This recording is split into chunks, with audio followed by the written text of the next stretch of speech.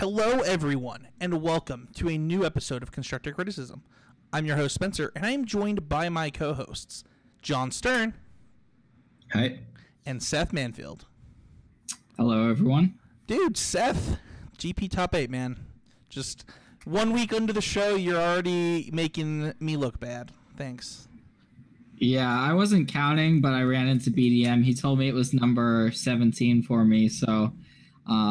yeah, I mean, you could call it another day of the office, but it kind of feels really good anytime you make top 8 of a big event. So I'm definitely feeling happier after this weekend than I did after the Pro Tour and a few other weekends lately. John, can I ask who has more wins between you two at GPs? Like match wins? I think I have more match wins. That's what you're talking about? I meant who has won more Grand Prix. Are you asking about the head-to-head battle between John and I? I don't remember. When did we play? Did we play? We must have played. I believe we're undefeated. We're both undefeated against one another. Oh, really? I have 2 GP wins. I think Seth has more, but I don't know how many he has. Do you know, Seth? Do I know how many Grand Prix wins I have? I do know that. I do know the answer to that question. It is 5. Oh, that's so many. Yeah, so he's got slightly. It's such a large number of Grand Prix wins. But I haven't won one in like 3 years or something. Yeah, that's terrible. Yeah. Well, you know, did you win anything else in those 3 years? I don't know. I mean, just a Pro Tour, but who's counting? Like... And Worlds. And I think, did you win Player of the Year too? No. You did not win that up. Well, I did. Oh man, no daggers, man. I mean, that was literally like. I thought you won Player of the Year. The year you won Worlds. Oh no, did BDM? No, BDM won Worlds the year before. He got sniped in that one too by Owen. Yeah. Oh man, yeah. Just the daggers all over today. Well, thanks for a little history lesson on my Player of the Year woes. No problem, Seth. No problem. Well, you know, we who won't throw some daggers in your faces are sponsored Oasis Games. You can check them out at mtgoasis.com. You can get 15% off of your first order by using the code CCMTG at checkout. You can get 5% off of every order by using the code Would That Be Good at checkout. You can check out our other sponsor, at Ink Gaming. Use the code CCMTG10. Get a little bit of discount. Give us a little bit of a kickback.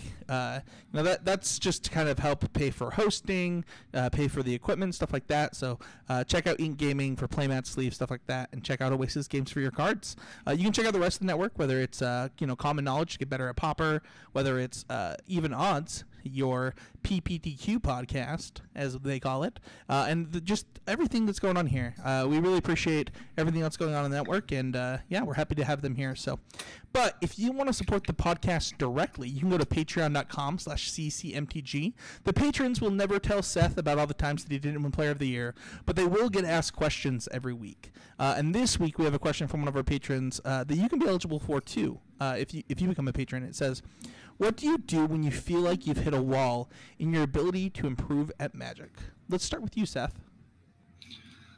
Well, I don't feel like that's really possible to hit a wall and say you can't improve, because I'm still improving and I'm one of the best that there is. But you can get to, like, that there's levels, right, that you can reach. You don't get to a point where you're like, yes, I'm the best possible. Like, I never make misplays. I already choose the right decks. I don't think any Magic player will say that. But you could find yourself hitting a roadblock where you're like, all right, I feel like I've plateaued in my abilities. There's just something that's not clicking. Maybe you're not following your instincts enough, or just something in tournament results. It could be a PPTQs. Maybe you're making the top 8s, but you're not winning the PTQs, or it could be at Grand Prix where you're maybe making top 64s or trying to get pro points, but you're not making the top 8. Whatever it could be. Sometimes it's hard to pinpoint exactly what that is, because it varies for everyone.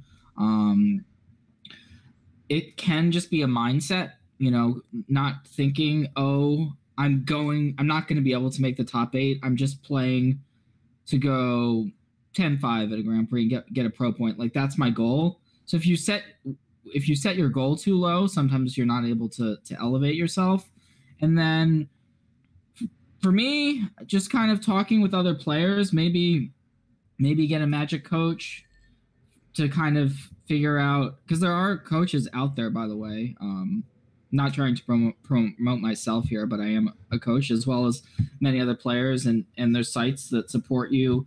There's learning tools out there, reading articles. There's a bunch of directions you can go with it, but just try to do something different, I would say, than what you're already doing. Don't get too hung up on mediocre results, and beyond that, the most important thing is don't get too discouraged, because if you go into a tournament or if you get too down on the game, oh, I'm not enjoying Magic right now because I'm losing a little bit, which it's a feeling that everyone has, because the fact is that when you go into these tournaments, it's only the very, very top that really leave feeling, oh, this was great. Like I had a great weekend with the tournament and I did my best and I came out with the result that I wanted. Because if you look at it, I finished in the top 8, right? And I'm still like, man, I wish I could have won the Grand Prix.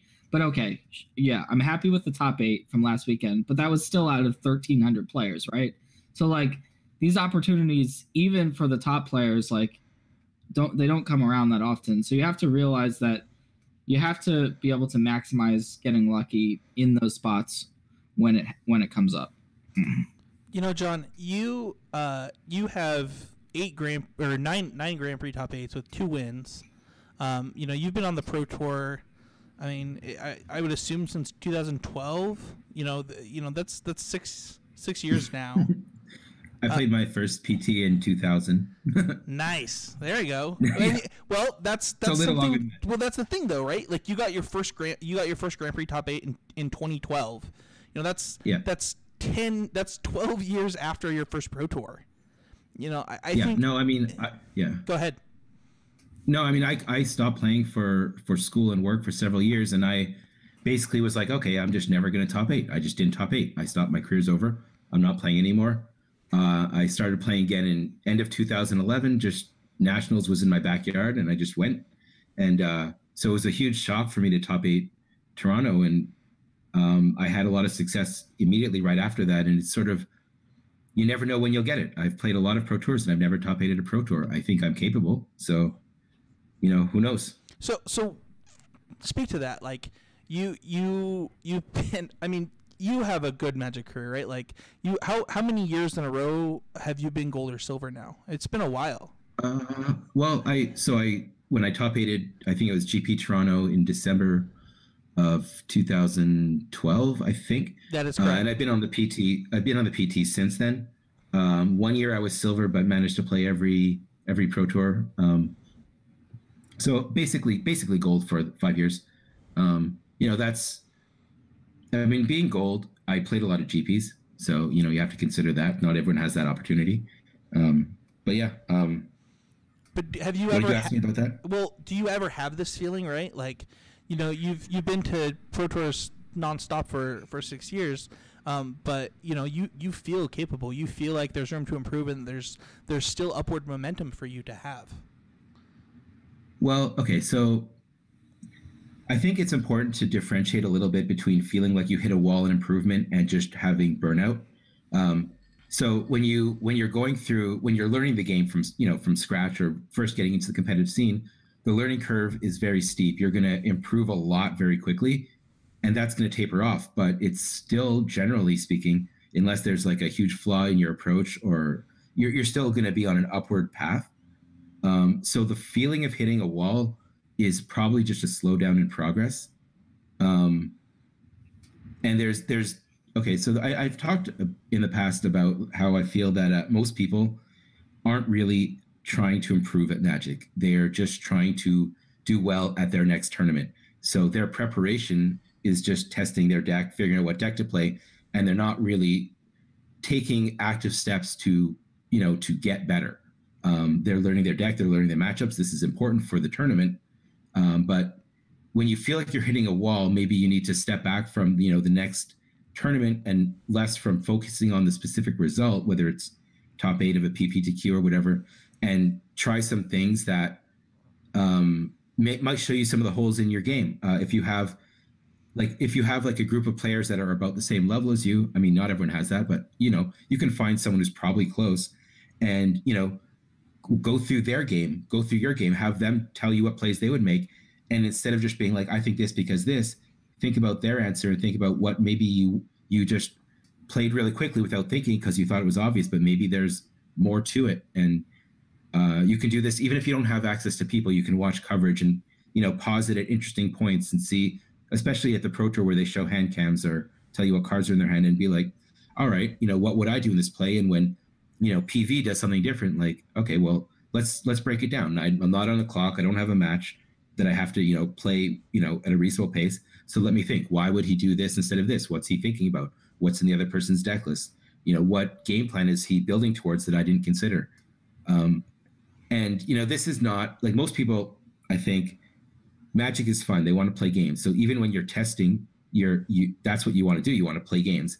But this kind of thing where you're trying to fill the gaps in your own approach to the game, it's hard work, but I think it can pay off a lot, and maybe sort of make that ramp a little steeper and help you break through that wall. Yeah, as somebody who, I remember, I mean, it was a journey on this podcast, right? I remember saying, like, I'm going to get my first pro point in the next year, get my first pro point. And I was like, I'm going to qualify for my first pro tour. And I did it. And then I remember this, like, utter feeling like you had to start all over again, right? You qualify for that first pro tour, you're not qualified for the next one, and you're back at 0. And it kind of does feel like a wall. But I think that the differentiation that John is making is really important here, which is the improvements to your game is not directly the improvements to your results at your next event. They're not always a 1-to-1 ratio, and that's important to remember. I think like also something that I've kept in mind. So I don't know, like I'm one of the players who has played the most PTs without a top 8, and I've kind of like tried to understand, okay, why is this happening, or am I approaching PTs wrong, or is there some flaw in my game? But I think I just understand that if I top 8 the next PT, it doesn't mean I'm suddenly a better player. I think it's more a reflection of my preparation for that tournament and the variance in that tournament. So like, I don't feel like if I don't top 8 a PT that I'm just not as good as I thought I was. I'm at a certain level. I can still improve. I'm still trying to improve, and the results they'll come or they won't. And I don't attach so much of my my ability to how well I've done. I've done well in some things and not done well in other things, and that's just how it is. Like, there's variance in the game. Well, I think this brings us... Oh, did you have a point, Seth? Well, I was just going to add that, like what John was saying, like there's variance in terms of specific time periods as well. Like, sometimes there's an opportunity to create a new deck, right? Like, it's the first weekend of a format, and you have the opportunity to really break the format of standard. Or for a pro tour that's only a week or two later, you have this unique opportunity to kind of brew a deck, and that gives you, in my opinion, more of an opportunity to do well, because there's going to be more variance in terms of deck choices, and in terms of preparation is going to be rewarded that much more. But you might not, as players, we don't always prepare the same way for each tournament. Like, if we know that, okay, there's 5 decks in standard that are all good and the power level isn't that different between them all, you might think, all right, well, I'm just not going to prepare because I can just pick a deck. Doesn't really matter which deck I pick, and that's fine. Now, I wouldn't recommend doing that, because I think that some players will fall into that trap where, all right, I'm just going to play the top one of the top 3 decks, and I'm just going to copy paste a deck list that someone's written about, etc. And that's the approach that most players are using after the first few weeks of standard format, I think, in my experience.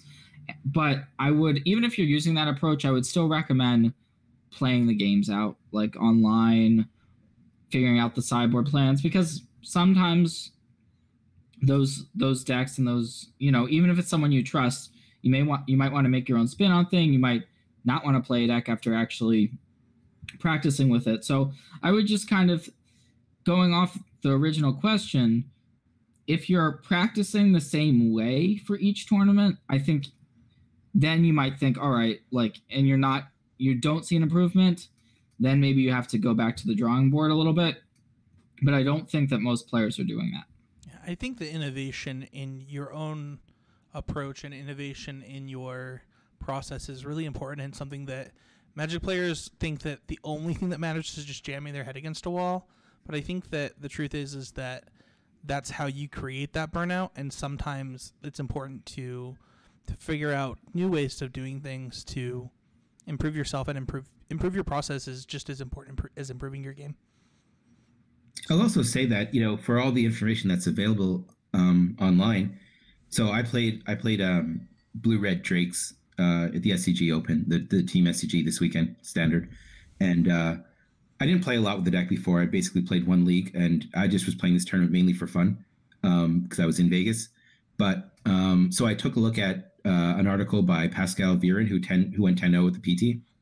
And I also read Owen's article about the deck, and their sideboard plans were drastically different. And they're both, they both are great players and have great success with the deck. So, I mean, it's not there's things you can figure out on your own. And just because you read it somewhere doesn't mean that's the be all and end all, and you have to do it that way. There could be improvements to be made, and it's worth playing some games and coming up with your own strategies, I think. Let's move on to our next segment, which is hashtag always improving. Hashtag always improving is the point of the show. There's kind of like the point of this question. There's always opportunities to improve, and Seth and John and myself, we're no different. There's so much room to improve in the game of Magic. Seth just said it himself. He's one of the, also the dude has a median Pro Tour finish of 67th as I'm looking at it right now, which seems insane. But he's saying he's still got room to improve, and I think that we all feel that way.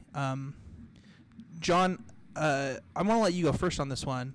You played a tournament for fun this week. How did it go, and what did you learn, or maybe that's not where you're always improving came from this week? Well, the tournament did not go well for my team. Well, we missed day 2. We went. We had to go 6-3. I think went 5-4, which is not great. Not very good. Personally, I think I went 4-5 in standard, so disappointing. I guess. So I learned. So one of the flaws in my game, which I'm aware of, and I find team tournaments very difficult.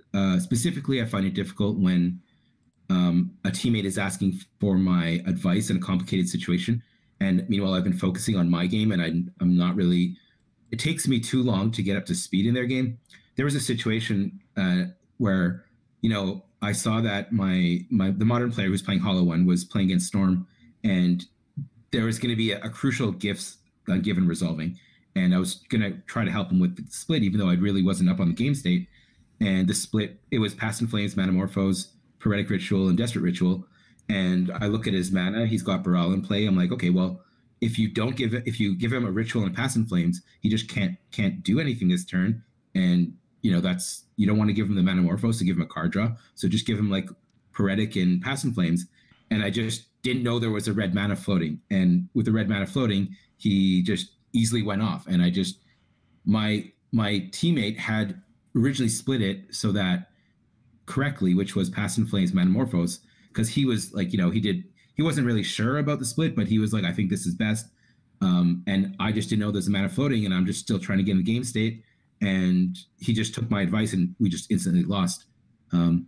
So there aren't that many team tournaments. So it's a weakness that I need to address. But one that I'm going to address, which is maybe more relevant, is I find it difficult to take a new deck and sort of iterate on it and figure out which version is best. I usually wait until there's some reliable tournament results. and I've been playing Blue Red Arclight Phoenix in Modern. Just I played it at GP Atlanta, and I'm trying to sort of take the process of trying the newer versions, figuring out what works and doesn't work, and being very diligent about taking notes on the matches I play in leagues and what sideboard plans I tried, and trying to improve my process on tuning a new deck. So that's my immediate goal. All right, thank you. I also went to SCG Vegas this weekend. I was playing Legacy. My tournament was actually not very fun for me. I tweeted about this, but we had a round 1 feature match where some stuff was said on Twitter, and I really let that affect me this weekend. I started out 3-1, so started out really well, but as the tournament progressed, I just kept thinking about Twitter and things people were saying and how I was going to respond or if I should respond, and I really let social media get to my head, and it's something that I'm going to dedicate myself to working on now. It's a flaw I found in my game. I care a lot about what other people think about me, and I think that it affects me very negatively in Magic, and it's something that I'm going to work on. So, Seth, what about you? Well, yeah, that's actually a great point, Spencer, because it kind of is similar to how I feel about mine. My result was a good result for the weekend, but there's always room to improve. I feel like I started out with a loss, first of all, in the tournament, which is, it's easy to kind of let that snowball. I wasn't able to let that snowball. I did not let that snowball into I was able to keep my level of play high, even having lost that match and possibly punting the match. I'm not really sure, but it was a very close match. But I would say my always improving moment was when I was being covered, because I am someone that's in the spotlight a reasonable amount, being one of the more well-known players on the Grand Prix circuit. So I was a feature match on day 1. I played the match. I thought I played well. I was playing against, I believe, Mono Red. I won pretty handily in the games that I won, and I walked away feeling good with myself. I didn't think about anything I did wrong, any type of misplays. And then the head judge later comes over to me, and he's like, "Hey, just to let you know, you might get some feedback on this on social media, but you played 2 lands in a turn." And so that did not feel very good to hear that, because I did not realize that I had played 2 lands in a single turn, and no one had caught it during the match. It was only after the match that I had heard it. And it was a situation where it was like my 9th and 10th land or whatever. It wasn't like my 3rd or 4th land or anything like that. So it was a complicated situation where I don't think the extra land really was relevant in the game itself, but you'll get a lot of, people watching Twitch in the moment. I'm looking back, it was like, this guy's cheating. He's just played a second land drop. The best players are, figuring out weird ways to win, and you'll get people saying whatever nonsense that they're going to say. Right. And you just kind of have to tune it out. It was a mistake. Everyone makes mistakes, whether it's a misplay or just a plain old mistake where you're not following the rules of the game. That was a mistake that I made. And I was happy to end the day and just kind of like think back on it and be like, yeah, I kind of hold myself to a higher standard, because I am this top pro that people think of, and I shouldn't be making these mistakes. Right. But, and I can't remember another time when I made the mistake, but I did make it. And then I found myself constantly for the rest of the tournament thinking about, did I play another land? Did I play another land? Because I'm playing these games where I have like 8 or 9 lands in play, and I have like six cards in my hand. But anyways, that's something that I have to improve on, clearly, but it happens. I've said this a lot, and I've tweeted this probably like 50 times. I used to tweet it every Pro Tour, but there's a, if I could give a piece of advice to our listeners about viewing coverage, and I'm sure many of you have heard me say this, it's don't watch matches of Magic to correct people. Watch matches of Magic to learn. Because even if somebody's worse than you, even if you're better than them, that doesn't mean you can't learn from them. That doesn't mean that you can't take that opportunity to think about what their reason is that they did the thing that they did, even if the thing that they did was like wrong. I actually talked to Ben Stark about this once when he was doing coverage. He's like, what do you do when a player just makes a really stupid play? I'm like, you just say it's peculiar and talk about why they might have done it. Because I think at the end of the day, we all want to be better than other Magic players because Magic is so important to us. But that doesn't mean that we can't learn. And I hope that people can learn that from just like use coverage as a tool, not as a weapon. Is all I have to say. I also think just to add to that, specifically what Seth was saying, I actually think that this is a common enough thing that happens unintentionally that there should be something in the rules about it. I don't know how to make that happen, but so it happens with Experimental Frenzy a lot, right? People are casting like 4 or 5 spells. They played a land earlier. They don't remember if they played a land. So for Experimental Frenzy, my recommendation is to, when you play the land, you tap the Frenzy. When your opponent plays their land with a Frenzy in play, you ask them to tap the Frenzy, and that eliminates that problem. But in general, I think it was Li Shiqian actually who suggested it. Or I know MTG Main Card was doing something like this because it had been an issue in the past, where the land you play for the turn, you put in a very specific place on the game board. Maybe you put it with your creatures, you put it, next to your deck, away from your other lands, and then when you pass the turn, you bring it back with the rest of your lands. So you always know. Yeah, I don't know if that's all of Mint Card, but Li Shiqian does do that after being accused of cheating. Yeah, he has started to do that, I think. Yeah. But I think like that is something that it should just be in the rules. Like that would be like, it's not just preventing yourself from doing it. It's very taxing to try to remember if your opponent has, because if your opponent spends 30 seconds thinking and then plays a land or asks you, did I play a land? Like, what are you supposed to do? You have to know the answer, but meanwhile, you want to be thinking about your plays. And I think it's something that, both players need to sort of, try to take some step to make sure that's not a problem. That I think everyone should try to do that until it becomes more mainstream. That'd be my suggestion. Yeah. But, well, anyway. Let's talk about your awesome weekend, Seth. Let's talk about this Golgari deck. We're gonna move on to our deck of the week. No power rankings this week. We're actually gonna do a mega rankings in next week. So we'll actually add up all the standard, like the PTQs, the GPs, some of the SCG results and stuff like that. And we'll give you a definitive power rankings for standard next week. But this week, we're going to go over your deck, Seth, that you top-aided the Grand Prix with. You top-aided Milwaukee. You got 6th place with Golgari Midrange. You played 4 Llanowar Elves, 2 Druid of the Cow, 4 Merfolk Branchwalker, 3 Wild Growth Walker, 4 Jadelight Ranger, 1 Midnight Reaper, 3 Ravenous Chupacabra, 3 Carnage Tyrant, 2 Karn, 3 Vivian Reed, 2 Cast Down, 3 Vraska's Contempt, 3 Fine Finality, 23 lands of 8 Forests, 1 Memorial Folly, 4 Overgrown Tomb, 6 Swamp, and 4 Woodland Cemetery. Let's go over the deck a little bit and talk about it before we go over the sideboard. But why don't you give us like a simple summary of the deck and why you chose it? Sure. So I think I like to start by kind of giving our viewers some credit for already knowing that Golgari has been a deck, one of the best decks, right, in the format. And so what I'd like to talk about when going over my list is some of the more notable card choices, rather than, all right, the deck has 4 Jadelight Rangers. Come on, can we actually start with the Druid of the Cowls and your reason to play those?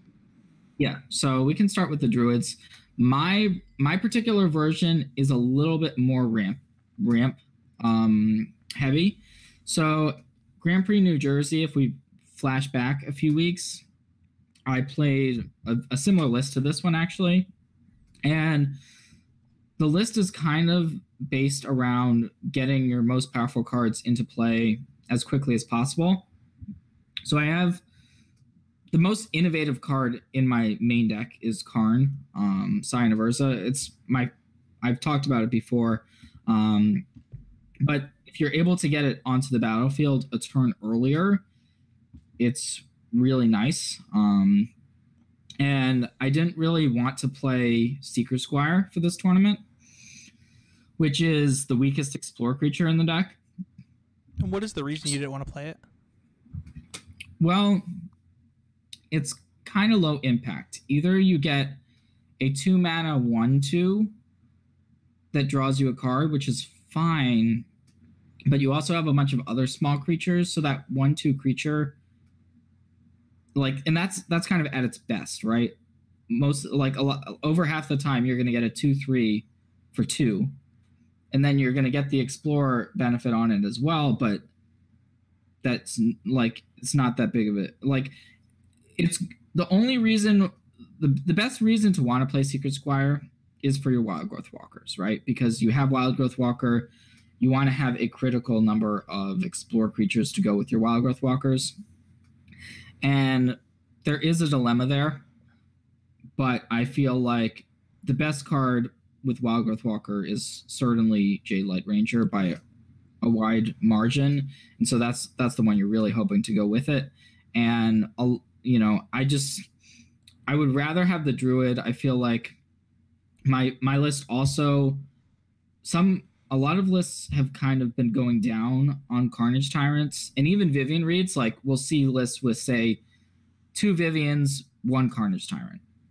My list has 3 Carnage Tyrants and 3 Vivian Reeds, so that's a bunch more expensive cards. So I wanted to be able to get them out a turn earlier, and I like Druid. The 3 toughness is relevant if you cast Finality. You're able to save it, and it's also relevant with your Golden Demises after sideboard, which give all creatures -2/-2. So it happens to be a 2-drop that still stays in play after that. Yeah, and it's high toughness. It matters in the matchups where you would bring in Golden Demise. It does, yes. So, and I felt like I was comfortable going to 23 lands with the 2 extra mana sources, quote unquote, with the Druids. And I feel like Golgari is definitely prone to flooding with so many Explore creatures. A lot of the times you'll get into situations, especially with the 24 land Secret Squire builds, where you will just explore, and you'll just hit a lot of lands, and you just kind of run out of gas, run out of fuel.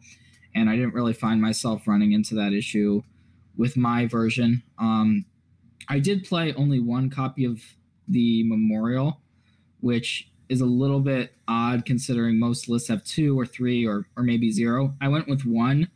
I do feel like the tap, like, I never activated it at all in the the 16 rounds I guess after buys the 13 rounds. So I haven't really seen that card be as strong as others have, and it may be that's because I'm not playing a build that is heavily reliant on Doom Whisperer, because the other builds, if you're going a different direction and you want to be playing these Doom Whisperers, then it makes sense to have more lands and more Explore creatures, because you're kind of all in on your Doom Whisperers, casting a Doom Whisperer, and then having that be the way you set up the draws for the rest of the game. But since I'm not playing Doom Whisperer in my build in the main, because it's quite bad in the mirror. Chupacabra kills it, Vivian Reed kills it, Contempt kills it, even Cast Down kills Doom Whisperer.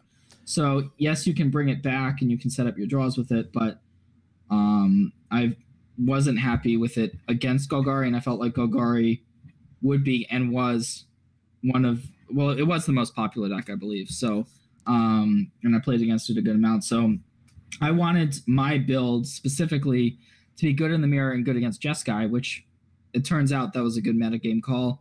And so, yeah, I think I made a good call as far as my list for this weekend. Yeah, one of the things that I was going to ask was about the Memorial de Folly. I know that one of the things that in my time playing Golgari is that the reason that I want them is because I'm playing Finebroker. And with you not having Finebroker, I was interested to see that you still play the Memorial de Folly. Yeah, I don't even know if I ran the tournament back if I would have the one. I think I probably would. There was one game where I just needed a way to bring my Carnage Tyrant back from the graveyard, and I didn't draw it, so it would have been good that one time, but I certainly wouldn't add another one, especially with a Karn strategy, where if you randomly have a tap land the turn you're trying to play a Karn or a Vivian, it's just the difference in the game. So It may be like come into play tap lands that don't have a huge amount of upside. I'm definitely wary of, and I didn't want to play 2 if like I'd rather play 0 than 2. That I'll put it that way. Sure. John, what when you looked at John's list before the show, what was your biggest takeaway? Or when you look at Seth's list, sorry, before the show, what was your biggest takeaway? From his, well, I mean, I think so. I agree with a lot of what he said about the Seeker Squire. I think that in matchups like Jeskai, the Mirror, Drakes, that the Seeker Squire is kind of an irrelevant, low impact thing. Whereas where you really want it is against the aggro decks, like mono white or the white aggro decks, white red aggro and mono red, where a 1/3 is also very good. So you're not really losing that much with Druid of the Cowl, and you get this extra ramping effect.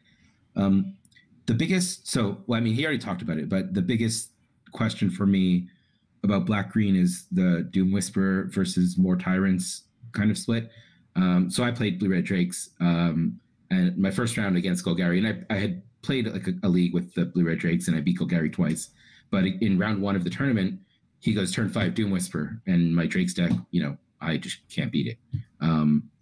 You can trade with the Drake, but he's got removal. So like and he can search for it. So he just turned 5 Doom Whisperer, killed me games 1 and 3. And I think even if it's not a main deck card, do you have one? You had one in the sideboard, right? I had one in the sideboard, and I would go up to 2 in my 75. Which, if you want to check out my updated list and my sideboard guide, by the way, it is available on the Constructed Criticism group Facebook page. Yeah, the Constructed Critics group.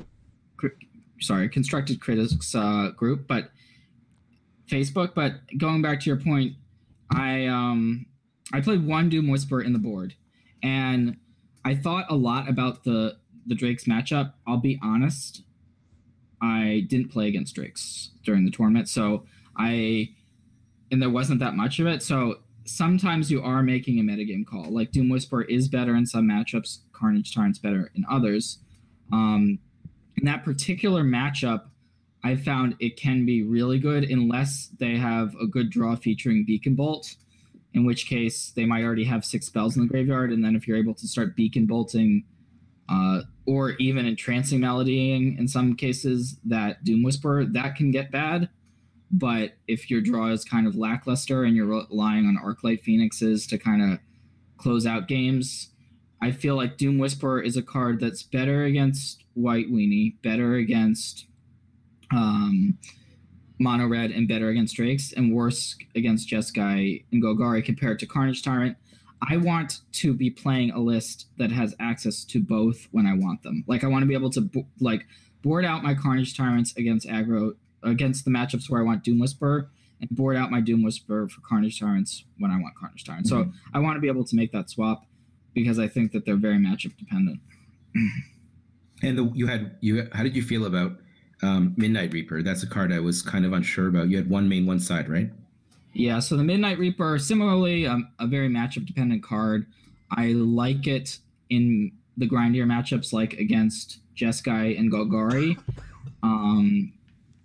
And it came up in situations where I was drawing a lot of cards, or against Jeskai, which I went 3-0 against in the tournament, and it was one of the most dominant decks, but I felt like my build was geared towards beating it. I would get a Midnight Reaper into play. Like, if I have it in my opening hand and I get it, it's pretty easy to get it onto the battlefield. And then once it's on the battlefield, the Jeskai players, it's almost like an Adanto Vanguard type card for the Jeskai deck, because they are going to struggle to actually deal with it, and they pretty much still have to Deafening Clarion. But at that point, you're drawing 3 cards, you're untapping, and you're going to land almost regardless a big threat on the following turn. So it's extremely good in those matchups, not as good in the other 3 matchups. So when you look at the list, I was geared towards, like, Golgari is a mid-range deck that intrinsically I don't think it has bad matchups, right? You can kind of tune your deck to be 60% against one or 40% against another. That's the deck. And it's kind of like a Jund style deck. And I have a lot of options after sideboard that I can go to, flex slots, things of that nature. And so for this particular weekend, I realized that most people that I had heard talk about Golgari going into the weekend were recommending the list with 3 Doom Whisperers in the main. So my thought process was, okay, this is kind of the level that most pretty solid players are going to be on. Play the list with Doom Whisperers main, promoted by great players like Matt Nass, Brad Nelson, players who have had a lot of success with Golgari. Play Doom Whisperers main, play more of the Carnage Tyrants in the sideboard. But then if you realize that you're on this level of players doing that, then Jeskai becomes a better metagame choice. And I think that's why we saw such a move to the Jeskai side. Yeah. And then I was like, well, wait, if I can just trump, if that's the level that other players are going to be on, I can just go to level 3 and just go back to the Golgari deck that people have been playing with the Carnage Tyrants, Sure. And so that's what I did. So yeah, it's just kind of a circle where you can kind of tune your deck. I felt like Drakes and Mono Red would not be as popular at this event, and I only played against the combination of those decks one time, so it ended up working out for me. Sure. I think that's kind of like where Standard is headed. Like you say, like what you said about Black Green, I think it also maybe to a lesser extent applies to Jeskai or even the Drake's deck, where you can customize the deck to beat whatever metagame you expect, and the percentages can adjust to fairly decent amount, which is probably a good thing for the format. But I think it also, looking at your list, it feels like you really did a good job of building a 75 card deck and not a 60 and then a sideboard. Like the cards are all in there for the right reasons, and then which ones ended up in the main deck is maybe less important than which cards are in the deck list as a whole. Yeah. And so I'm going to wrap this up by just saying, if you want to see Seth's updated list, as well as his new sideboard guide, go to patreon.com/ccmg, become a patron of $12 or more. You'll get access to the Constructor Critics group, and you can join Seth on his goal to, level 3 people with Golgari, I guess. So, I also, for those interested, I posted my 4/5 blue-red Drakes list in sideboard guide. But did you like the deck though? Because I watched. To be fair to John, I watched one of his matches where I'm pretty sure John was like close to 90% to win, and his opponent like draws a card, looks at it, it's like, oh, okay, like plays Mystic, and then just like triple spells, and I'm just like, oh my gosh. Yeah, I mean, the fact that I don't know which match you're talking about it kind of gives you an indication of how my tournament went. I think the deck is good. I went 3-1 versus Mono Red, 1-1 in the mirror, and then I lost to Black Green, Jeskai, and Mono Blue. I think the deck's good. And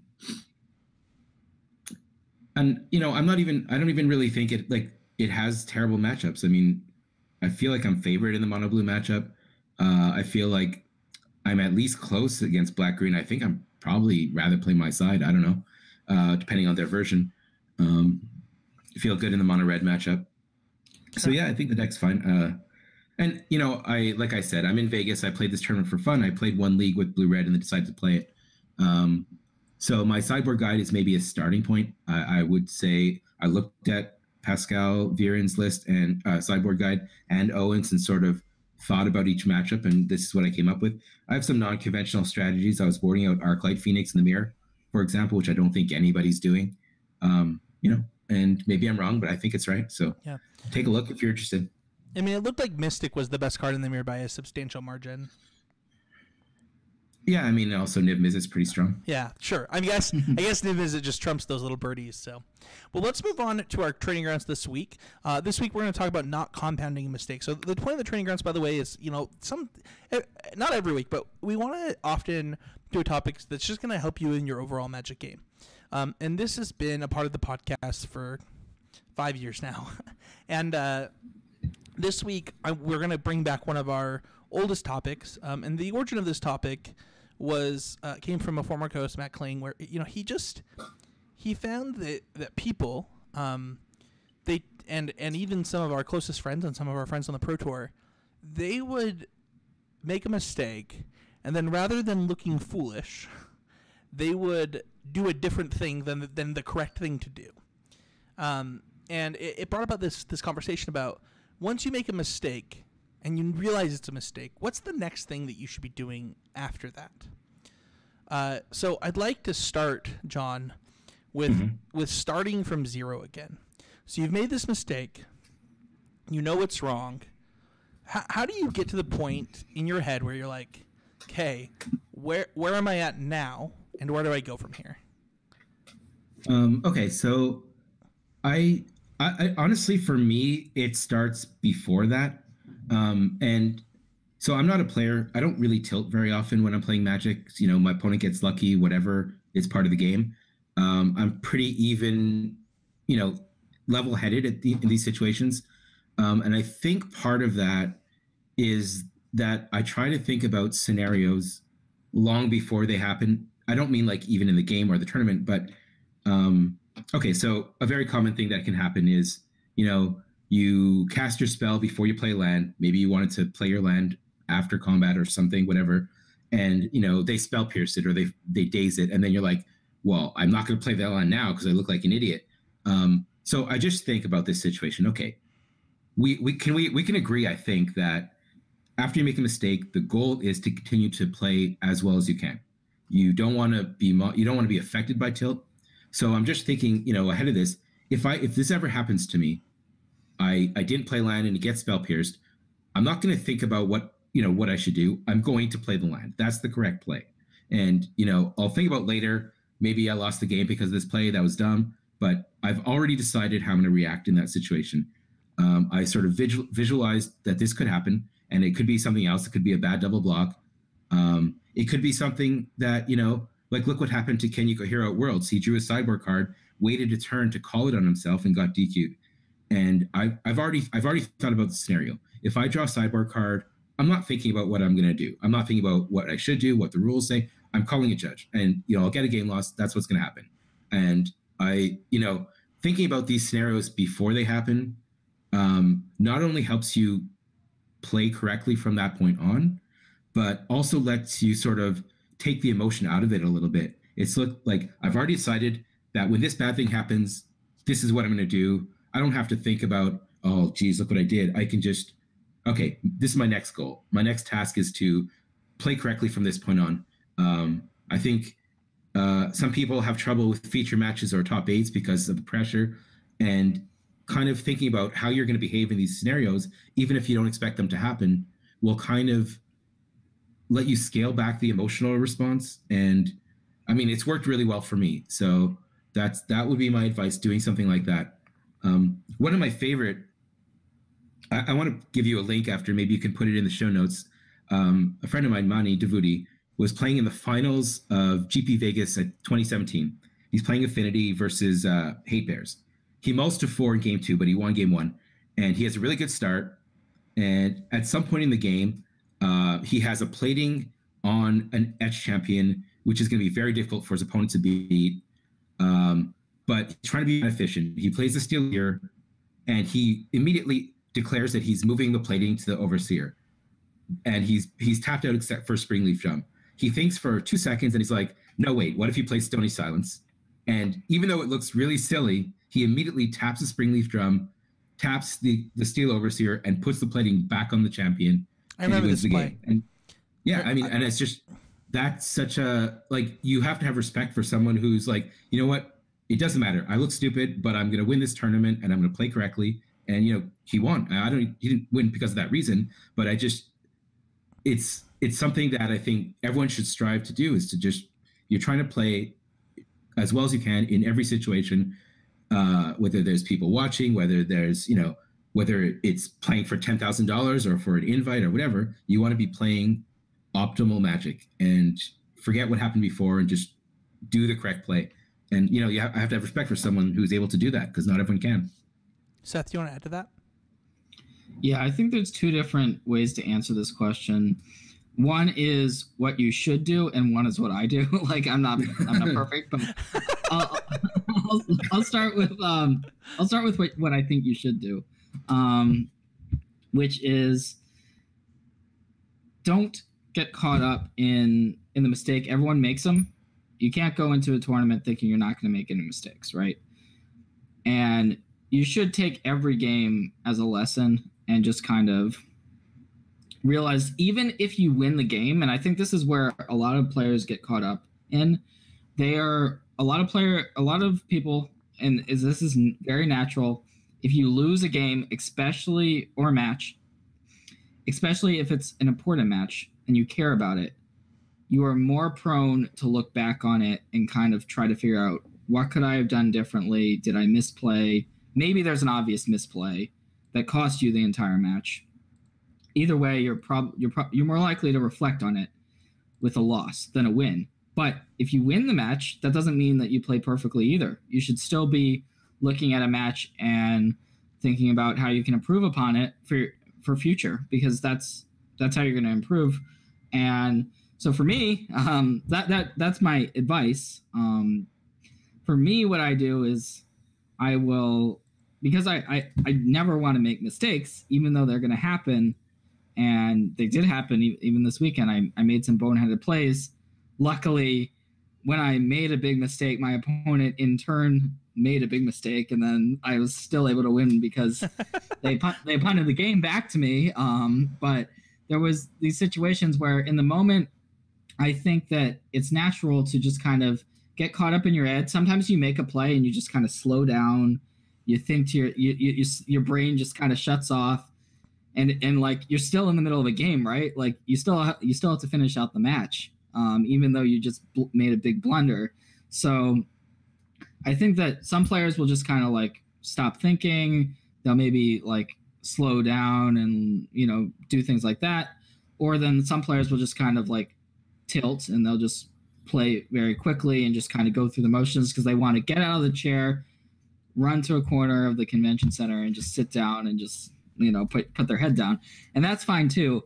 For me, I take misplays, especially when they cause me to lose a big match, pretty seriously. Like, I hate it when it happens, even though it happens to everyone.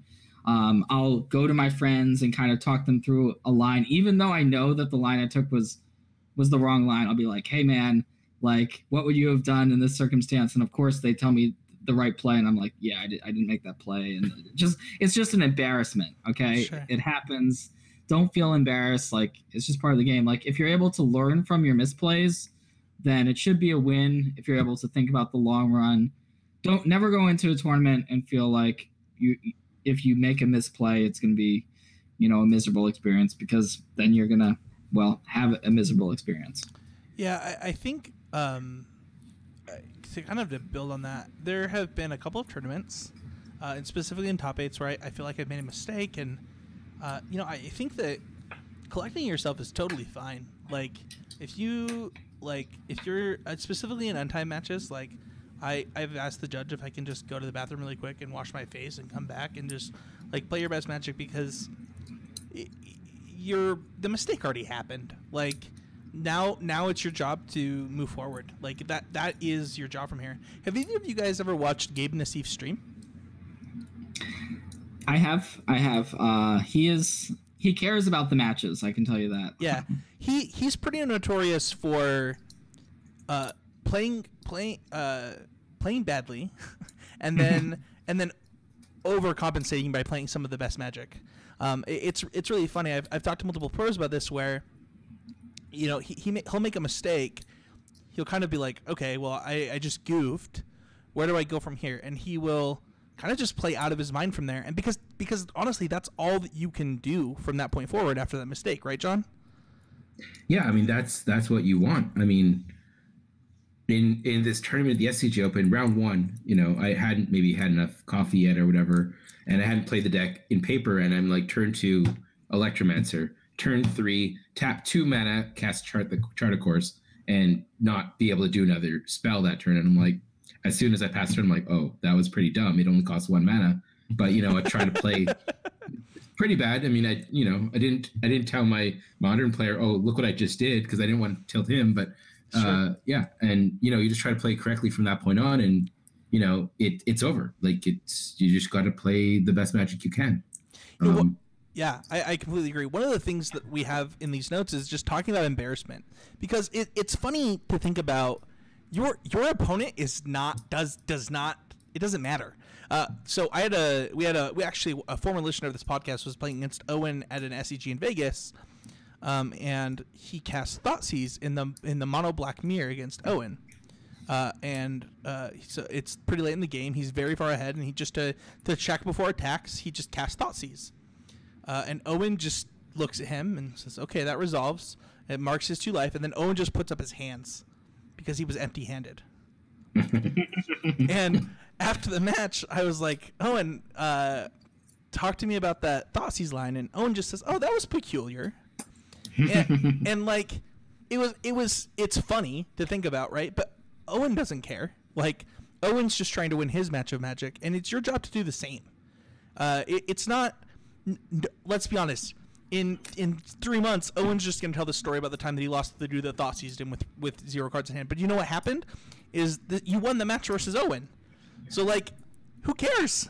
Just like play your best and move forward.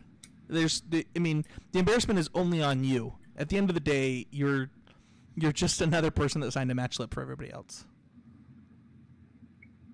So yeah, I mean, I've definitely made plays like that. And just I play Magic for a different reason. I mean, it's great if my friends think I'm good. I don't really like it if they think I'm bad, but I'm playing the game for the personal challenge of trying to do well. And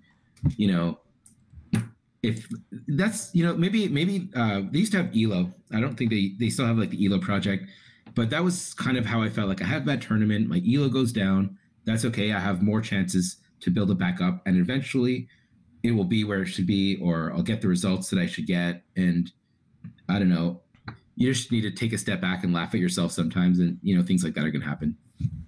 Seth, when you think about this, you made a huge mistake. You're probably not favored to win from the point that you made the mistake. Where do you go from there? It's hard not to have an immediate emotional reaction, even though you're still playing the match. As you mentioned, maybe you try to go to the bathroom or get a drink of water. That's not what I do personally. It's Magic. Like, everyone's going to make those mistakes, and sometimes those mistakes are going to lose you the games. Other times you will make a mistake and it won't end up mattering. I just kind of like to realize that it's part of the game. It's part of what you sign up for playing these tournaments, And I think that beyond that, realize that there is this time issue factor that we've all heard of. That discussion a little bit social media wise in Magic is this idea of slow playing, and sometimes you don't have the time to think about every single line. You will, and I'm someone personally that loves to sit there and think about every possibility, but I think that you want to be able to not put yourself in those situations and take a reasonable amount of time to make your play. Like, I've talked to Owen Turtenwald, one of the best players to really ever play Magic, and he told me when I asked him, "Hey man, like, how should I play faster? I'm trying to speed up a little bit." He just said, "Well, what I do is after 15 seconds, if I don't know what to do, I just make a play and I live with it. And if it's wrong, it's wrong." So I think you will get into complicated situations in game states, especially where multiple players are going to take different lines of play, because you'll get into situations where sometimes it's a boneheaded misplay. Other times it's a more complicated misplay, but it's still a misplay that can cost you the match. Like, I was playing matches this weekend. Multiple times I explored into a finality on top of my deck, left it on top because it's one of my best cards. My opponent, for the rest of the game, would play around finality as if I was going to cast it on the next turn, and then I would eventually cast Find and win that way, when maybe they could have played in a different way. That type of thing. Like, these types of smaller misplays can happen too. So I think that a lot of the some of the misplays are obvious boneheaded mistakes, and then others are misplays that you want to kind of go back and watch, reflect. Maybe it's with your opponent. Optimally, it's on coverage where everyone can see and they can tell you, or maybe there was a spectator that was kind of like, hey, why did you make that play? And you can, so and those plays are plays that you may not have realized you could have taken a different line to win a game. So I think there's multiple approaches here, but I personally like to, even though sometimes my stomach drops in the moment and I'm like, I wish I could take this moment back, but you just have to realize, yeah, it's Magic. Yeah, I just kind of wrap this up by saying, I think that we're all going to make mistakes. It doesn't matter who you are. It doesn't matter where you're at in Magic. You're going to make a mistake. And it's your job to move forward from that mistake. It's not your job to beat yourself up for the next, 20 minutes about this mistake. It's your job to win the match of Magic in front of you. That's your only job when you're playing Magic. So once you've made that mistake, do that. Win the match. Or do what you can to win the match and move on from there. So if you want to go to patreon.com/ccmtg to become a patron, our next goal is to get tokens of John and Seth made. So, let's get that done. What are you going to be, John? I have to think about it. I'm not sure. Yeah, John will tell us what he's going to be next week. But yeah, if once we hit that goal, we'll get those tokens made and get them shipped out to our patrons. So patreon.com/ccmtg. You can find me on Twitter at Spencer13H. You can find Seth at Seth Manfield. You can currently find John Stern at John Stern. Is it MTL? MTL, yeah. Yeah. You can find the podcast at CCMTG. You can go to constructivecriticism.com to listen to the podcast, check out the other stuff on the network. You can also check it out on the YouTube channel, as well as some other video content. You can join the conversation on Discord. If you go to the bios page that will be updated soon, you can get the link there. You can also join the Constructive Criticism family, open Facebook group for all the listeners. And if you are a patron of $12 or more and you want access to the sweetness that is John Stern and Seth Manfield's sideboard guides, you can join the Constructive Critics group. Thank you everybody so much for listening this week. We really appreciate it. John, what did you learn this week on the podcast? On the podcast specifically, I learned about, black, green, and standard, because it's a deck I haven't played really that much. And I don't know, just like thinking about Magic and answering these questions sort of is remotivating me to, put in more time during the week to try to, right now I'm working on the modern Arclight Phoenix deck and, hopefully, keep at it. Yeah. So what about you? What'd you learn this week? Well, I learned that everyone, I make a great point.